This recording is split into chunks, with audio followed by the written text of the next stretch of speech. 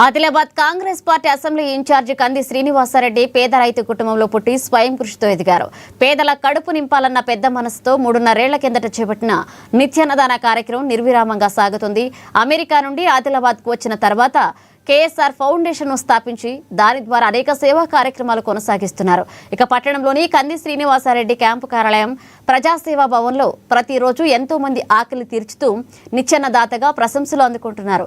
అన్ని దానాల్లోకెల్లా ఆకలి తీర్చే అన్నదానం గొప్పదన్న ఆలోచనతో ఇంత మంచి కార్యక్రమాన్ని కొనసాగిస్తున్నారు. ఈ నిత్యాన్నదాన క్షేత్రానికి ప్రతిరోజు పరిసర ప్రాంతాల నుండి వందల సంఖ్యలో వచ్చి భోజనం చేస్తున్నారు.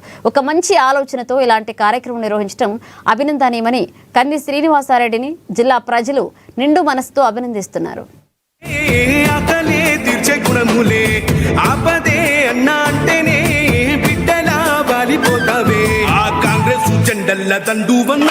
నిరుపేద జనముకు నీడవన్నా నూరేళ్ళు వర్తిల్లు అన్నా మాయన్నా అన్న కంది శ్రీనివాసరెడ్డన్నా.